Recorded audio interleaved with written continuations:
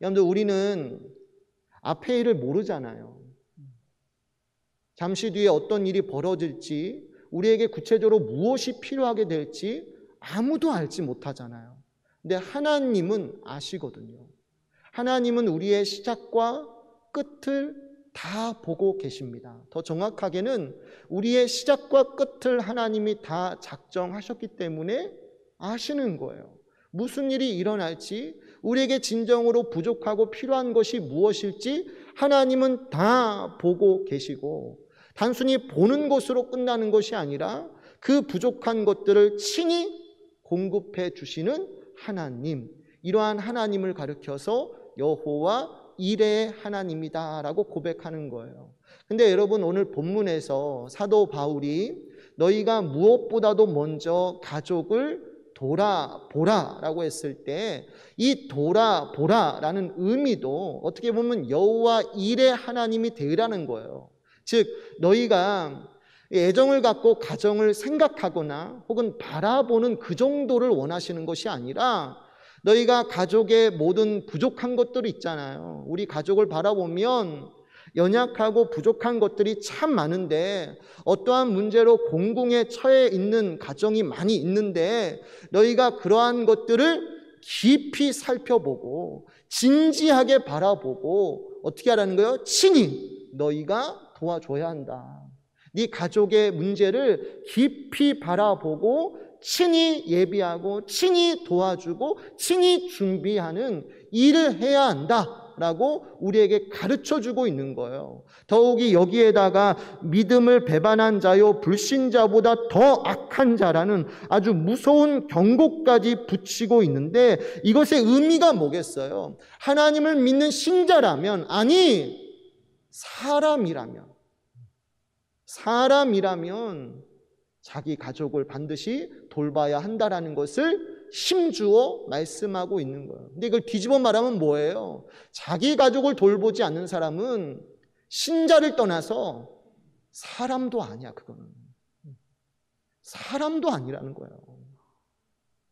자기 가족이 지금 공궁에 빠져 있는데, 어떤 부족하고 연약한 부분들이 분명히 보여지는데 그것을 귀찮아하고 어려워하고 외면하는 자가 있느냐? 그런 자는 신자를 떠나서 사람도 아니야. 사람도. 그 말씀을 하고 있는 거예요. 그러니까 여러분들, 우리가 하나님의 신자이기 때문에 자기 가족을 돌보는 것도 중요하지만, 왜? 하나님께서 부모 공경을 비롯해서 사랑에 대해서 말씀하시잖아요. 마땅히 신자라면, 하나님을 믿는 믿음을 가진 신자라면 자기 가족을 소홀히 하면 안 돼요. 무엇보다도 먼저 자기 가족을 잘 돌아보셔야 합니다. 근데 이걸 떠나서 사람도 그래야 한다는 거예요. 사람이라면 더 그래야지. 첫 번째는 육체의 필요를 채워주셔야 돼요. 내가 자기 가족을 돌본다라고 했을 때 이것의 첫 번째 의미는 육체의 필요를 채워주셔야 돼요. 여러분들, 본문의 말씀을 보면 맥락 안에서 굉장히 중요하게 말씀이 다뤄지는데, 이 본문의 말씀을 보면 맥락 안에서 디모데전서 5장 전체를 보면 이 교회 안에 있는 과부들을 어떻게 대접할 것인가, 이 문제를 다루고 있는 것을 보게 됩니다. 그러니까 과부를 어떻게 대접할 것인가에 대한 내용 중에 이 8절 말씀, 본문의 말씀이 불쑥 튀어나오고 있는 것이죠. 따라서 우리가 이 맥락을 이해하는 것이 중요하겠는데요. 여러분들, 본문 앞에 3절과 4절 말씀을 한번 보도록 합시다. 이 3절과 4절 말씀의 맥락 속에서 8절의 말씀을 우리가 이해해야 한다는 거죠. 3절과 4절을 보면 이런 말씀이 나옵니다. 참 과부인 과부를 존대하라. 만일 어떤 과부에게 자녀나 손자들이 있거든 그들로 먼저 자기 집에서 효를 향하여 부모에게 보답하기를 배우게 하라. 이것이 하나님 앞에 받으실 만한 것이니라. 아멘. 여러분 잘 보세요. 저를 보세요. 이 말씀 중에 참 과부가 나오죠. 그냥 과부면 과부지 무슨 참 과부가 있나 라고 생각할 수 있는데, 여기에서 참 과부라는 것은 근데 자식도 없고 남편도 없는.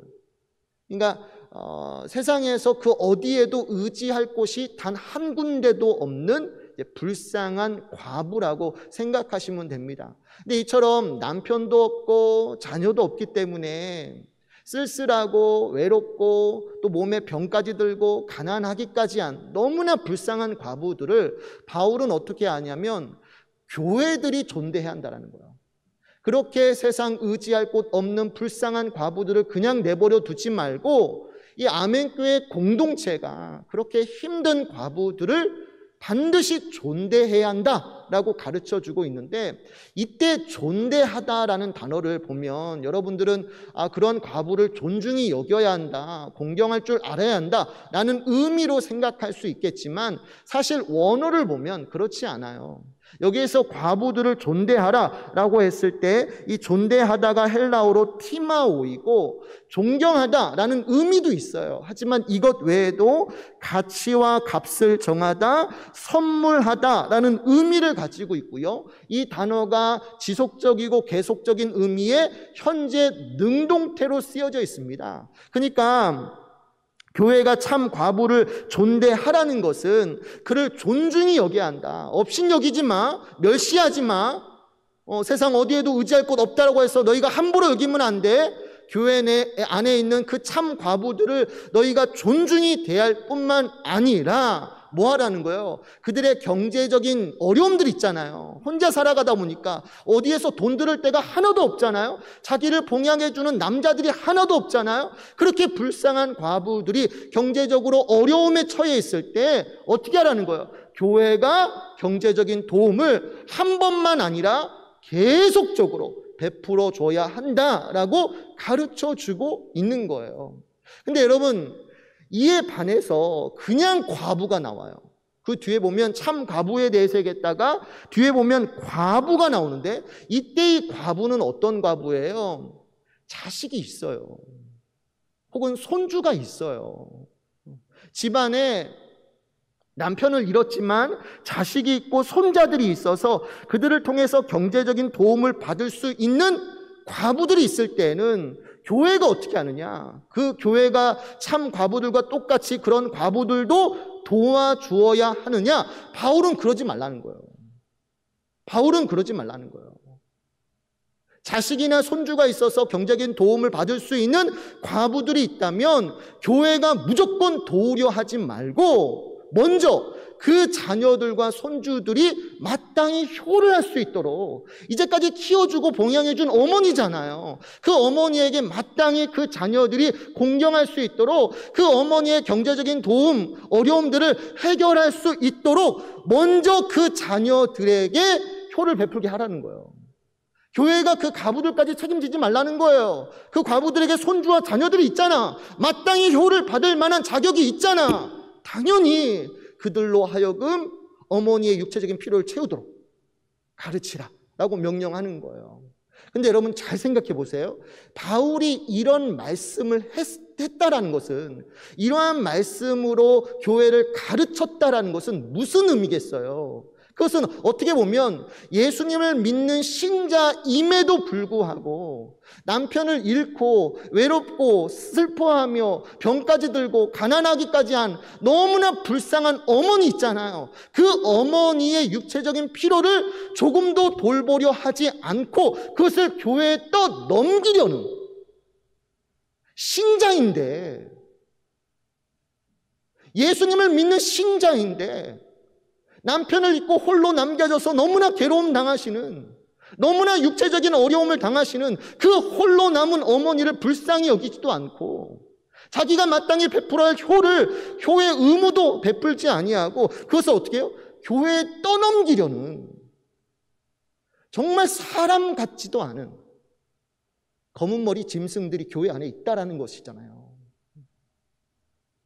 당연히 그 어머니를 봉양해야 하는데 그것조차 싫어가지고 교회가 알아서 하라고, 사람 같지도 않은 사람들이 있다라는 거예요. 그래서 바울이 그러한 맥락 속에서 8절을 씹는 거예요. 특히 자기 가족을 돌아보지 않는 자는 믿음을 배반한 자다. 야, 그런 자가 무슨 예수님을 믿는 신자라고 말할 수 있느냐? 아니, 불신자보다 더 악한 놈이야. 사람 같지도 않다라는 거야.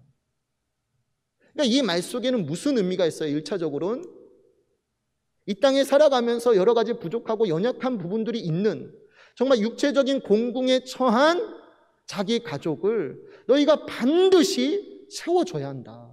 그죠? 모든 육체적인 필요들을 너희가 채워줘야 한다. 그게 신자이고 하나님 앞에서 마땅히 해야 할 사명이라고 우리에게 가르쳐주고 있다라는 거예요.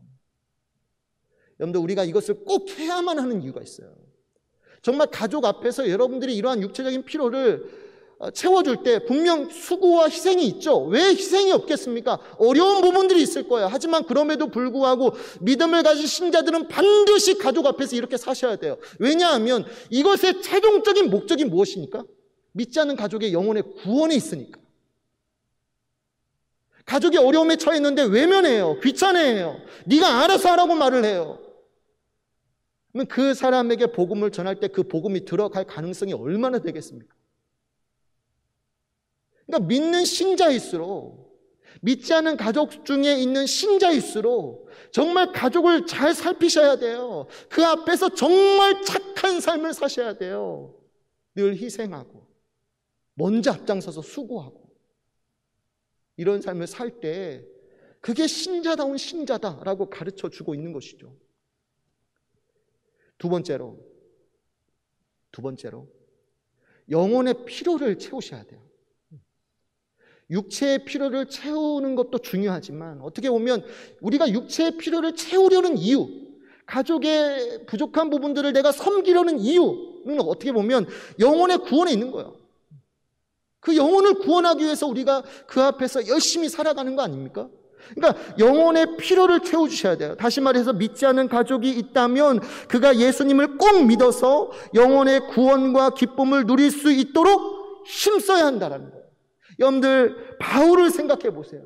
그가 다메섹 노상에서 부활하신 예수님을 만나 구원받았고 그분의 종과 증인으로서 모든 사람들에게 복음을 전하게 돼요. 근데 그 복음이라는 게 뭐예요? 그 복음이라는 것은 우리가 하나님 나라의 백성이 되기 위해서는 몸에 할례도 필요 없고 모세 율법을 지킴으로써 의를 얻는 방법도 아니라 오직 십자가에 못 박히신 그 예수를 나의 주로 영접하고 믿으며 따라갈 때 누구든지 하나님 나라의 백성이 될 수 있다라는 것이 그 복음이잖아요.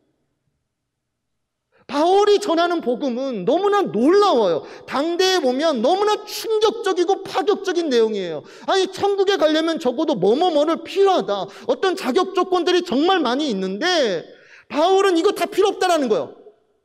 이거 다 필요 없어. 몸의 할례라든지 모세 율법을 지키라든지 평생을 착한 삶을 살아야 한다는 게 이거 다 필요 없고 오직 예수 그리스도를 믿는 믿음만 가지고 있으면 그 믿음을 통해서 예수가 다 이루신 구원의 의를 우리가 전가받아 하나님 앞에서 의롭다함을 얻어 하나님의 자녀가 될 수 있다라고 말을 했기 때문에 정말 당대에는 이 복음이 너무나 충격적인 거죠.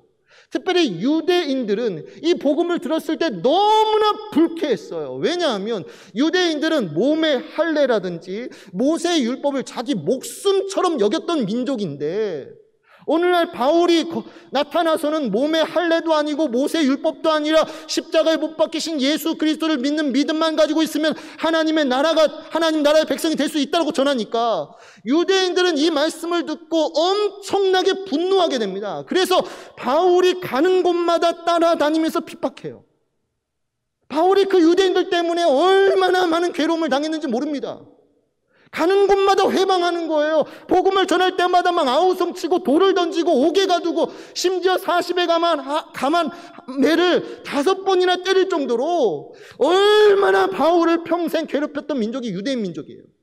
근데 여러분, 참 놀라운 게 뭐냐면 바울이 예수님을 만난 이후부터 유대인들에게 그렇게 엄청난 핍박을 받으면서도 그럼에도 불구하고 바울의 기도 제목 가운데 꼭 빠지지 않는 사람들이 있는데 그게 뭐냐면 유대인들이에요. 유대인들을 생각할 때마다 바울의 마음에는 큰 큰 슬픔과 고통이 끊임없이 일어났어요. 유대인만 생각하면 눈물이 막 주르륵 흐르는 거예요. 그러면서 하나님께 기도하기를 이 유대인들이 예수님을 믿는 믿음을 가질 수 있도록 도와달라고. 더 나아가서 그 기도 가운데 자기가 받은 구원을 걸 정도예요. 유대인들이 구원받을 수 있다면 하나님, 내가 그리스도인에게서 끊어져도 좋습니다. 내가 지옥에 대신 떨어져도 좋습니다. 이 유대인들이 예수님을 믿는 믿음을 갖게 해주세요. 바울이 기도하는 거예요. 이유가 뭘까요? 여러분들 로마서 9장 1절부터 3절까지를 보면 이런 말씀 나와요. 그 이유가 여기에 잘 나오는데요. 로마서 9장 1절부터 3절까지 보면 이 말씀입니다. 내가 그리스도 안에서 참말을 하고 거짓말을 아니하노라. 나에게 큰 근심이 있는 것과 마음에 그치지 않는 고통이 있는 것을 내 양심이 성령 안에서 나와 더불어 증언하노니 나의 형제 곧 골육의 친척을 위하여 내 자신이 저주를 받아 그리스도에게 끊어질지라도 원하는 바로 아멘. 여러분들, 바울이 예수님을 믿지 않는 유대인들로 인하여 그 마음에 큰 슬픔과 고통이 끊임없이 일어나는 까닭, 심지어 자기의 구원까지 걸 정도로 생사를 건 기도를 하는 까닭이 무엇입니까? 이유는 간단합니다. 그 유대인들이 누구기 때문에? 나의 골육 친척, 서로 피를 나눈 한 몸 한 피를 이어받은 가족이니까, 골육 지친이니까. 여러분들, 우리 가족 중에는 어떻게 보면 가족 같지도 않은 가족들이 있어요. 가족이라고 늘 잘해주는 사람들이 있습니까? 아닙니다. 어떤 가족은 정말 가족 같지도 않아요. 아버지라는 이름만 들어도 막 치를 떠는 분들이 있어요. 분노하는 분들이 있어요. 그 사람은 아버지도 아니야. 어머니도 아니야. 정말 가족과 연을 끊을 수만 있다면 얼마든지 끊고 싶다라고 말하는 분들이 많아요. 하지만 바울에게도 그런 유대인들이 정말 가족 같지 않은 가족일지라도 그럼에도 불구하고 그 유대인들의 영혼 구원을 위해서 늘 그 마음의 슬픔과 아픔이 끊이지 않고 일어나고 생사를 거는 기도를 하는 이유가 뭡니까? 그래도 가족이니까. 그래도 그 유대인들이 내 가족이라고 생각하니까 그들을 위해서 눈물로 기도하는 거 아니겠어요? 여러분들, 사랑방 신방을 하다 보면 기도 제목들이 나오는데 항상 자녀들의 신앙 문제가 어김없이 나와요. 자녀들의 신앙 문제를 놓고 어김없이 기도 제목을 내놔요. 얼마 전에 한 집사님도 마찬가지예요. 신방을 하면서 한 집사님이 두 자녀의 신앙 문제로 고민하는 것을 듣게 됐어요. 하루는 두 자녀들과 함께 교회에 나가는 문제로 대화를 나누게 되었는데, 첫째가 너무 완강한 태도로 나 교회 안 갈 거야, 나 교회 가지 않겠다라고 말을 해요. 그러자 이제까지 교회를 다니던 둘째까지도 그 첫째의 영향을 받아서 엄마, 나도 교회 안 갈 거야. 설득하고 해도 이 두 자녀들이 나가지 않겠다고, 교회 가지 않겠다고 말을 하는 거예요. 그러면서 둘째 아들이 너무나 충격적인 말을 해요. 속에 담아뒀던 말을 꺼내는데 그게 뭐냐면, 엄마, 나 하나님을 믿지 않아요. 아니, 교회를 이제까지 10수년 다녔는데. 그 둘째가 갑자기 엄마에게 하는 말이, 엄마, 나 사실은 하나님 믿지 않아요. 이제까지 교회 다녔던 것은 다 엄마 때문이었어요. 사실은 나 하나님 믿지 않아요. 순간 집사님이 어떻게 하겠어요? 억장이 무너진 거죠. 세상이 다 무너진 거죠. 그래서 그 자리에서 두 아들이 보는 앞에서 대성통곡을 하셨대요. 그냥 아들이 보는 앞에서 막 엉엉 우셨대요. 막 크게 우셨대요. 얼마나 크고 애처롭게 우셨는지 믿지 않는 남편이 와가지고 두 아들을 설득하시는 거예요. 한 달에 한 번 꼭 엄마를 위해서라도 가족 예배를 드리자. 중재까지 하는 거예요. 믿지 않는 남편이. 아내가 얼마나 대성통곡하면서 우는지 그게 너무나 불쌍해가지고 남편이 나서서 이야기하는 거예요. 근데 여러분, 내가 그 얘기를 들으면서 얼마나 가슴이 아팠는지 몰라요. 어떻게 보면 내 이야기가 될 수도 있거든요.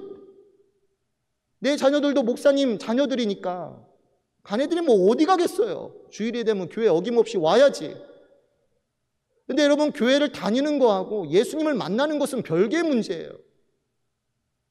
교회를 10수년 다녀도, 직분자여도 예수님 못 만나는 분들이 계셔요. 교회를 다니는 거하고 예수님 만나는 거하고는 별개의 문제예요. 내 자녀들도 그럴 수 있는 거 아닌가요? 아빠가 목사님이야. 하나님 어디를 가겠어요, 주일이면. 어김없이 주일 예배를 드리겠죠. 그러다가 다 컸을 때, 독립할 시기 때 아빠에게 말하는 거야. 아빠, 나 사실은 하나님 안 믿어. 아빠가 목사라서 내가 다녔던 거야. 야, 만약 그 소리를 내가 들으면 눈물이 나겠죠. 대성통곡할 수밖에 없죠. 세상이 다 무너진 거 아닙니까, 지금? 근데 내가 그 이야기를 들으면서 너무나 가슴이 아프면서도 다른 한편으로는 그래도 이 가정에 희망이 있구나. 그래도 이 가정이 언젠가는 회복되겠구나 하는 소망이 생겼어요. 왜인 줄 아세요? 이 가정에는 바울 한 사람이 있잖아요. 이 가정에는 바울이 있는 거예요. 믿지 않은 가족을 위해서 그 마음에 큰 고통과 슬픔이 끊임없이 있어가지고 대성통곡하며 하나님 앞에 눈물로 기도하는, 끊임없이 그 자녀들을 놓고 기도하는 어머니가 계시니까 그 어머니의 눈물과 기도로 말미암아 얼마든지 그 자녀들을 하나님이 불쌍히 여기셔서 돌이킬 수 있는 거예요. 그 가정에 바울이 있으니까 희망이 있는 거예요, 여러분들. 여러분들 물어봅시다. 믿지 않는 가족을 위해서 이처럼 마음속에 큰 슬픔과 고통이 있어서 대성통곡하며 생사를 건 기도를 할 수 있는 자가 누구이겠습니까? 믿지 않는 가족을 위해서 울어줄 수 있는 자가 누구냐고요? 그 가족의 친구입니까? 그 가족의 이웃입니까? 교회의 다른 성도들입니까? 여기 있는 목회자입니까? 물론 저도 여러분의 자녀들을 놓고 기도합니다. 그러나 그렇다고 해서 대성통곡하며 오로지 그 한 사람만을 위해서 집중적으로 평생 간절하게 기도하지는 않습니다. 교회 전체를 놓고 목숨을 걸고 기도할 수는 있죠. 그러나 어느 한 사람을 두고 평생에 걸쳐서 계속적으로 끊임없이 대성통곡하며 기도하는 목회자가 어디 있겠습니까? 목회자도 그렇게까지는 못합니다. 그럼 믿지 않는 그 가족을 위해서 생사를 걸며 정말 대성통곡하며 집중하여 끊임없이 계속 기도할 수 있는 사람이 누구밖에 없어요? 그 가족밖에 없는 겁니다. 믿지 않는 그 가족 중에 먼저 은혜를 받아 예수님을 믿게 된 그 신자가 그 믿지 않는 가족을 위해서 대성통곡하며 생사를 걸며 기도할 수 있는 유일한 사람이에요. 이 말의 즉슨 내가 가족을 위해서 울지 않으면 아무도 가족을 위해서 울어주지 않습니다. 누가 내 믿지 않는 가족을 위해서 울어주겠지? 아니요. 누가 울어줍니까 도대체? 기도는 할 수 있습니다. 그러나 그 기도가 그렇게 간절할까요? 평생에 걸쳐서 그 이름을 놓고 부르짖을까요? 그리스도에게 끊어질지라도, 하나님께 저주를 받을지라도 그 영혼이 구원받을 수 있으면 하나님, 내가 지옥에 떨어지겠습니다. 그런 기도가 나올까요? 남에게서? 아닙니다. 믿지 않는 가족을 위해서 울어줄 수 있는 사람은 그 가족 중에 예수님의 은혜를 받은 신자밖에 없어요. 바로 여기 있는 저와 여러분들이 그 사람이 되셔야 돼요. 여러분들, 내 가족 중에 믿지 않는 가족이 있습니까? 우셔야 돼요, 지금. 새벽을 깨워서 기도하셔야 돼요, 지금. 여러분이 안 울면 다른 사람도 안 웁니다. 다음 주일 가족사랑 축제죠. 믿지 않는 가족의 영혼 구원뿐만 아니라 코로나 기간에 신앙이 약화된 분들도 계시고, 교회에는 다니나 아직까지 예수님을 영접하지 못한 사람들도 있습니다. 오늘 그분들을 위해서 한 주간 정말 눈물로 기도하시고요, 좋은 말로 초청하셔서 그 예배 시간에 예수님을 만나고 거룩하고 복된 가정이 되시기를 주님의 이름으로 축원해 드립니다.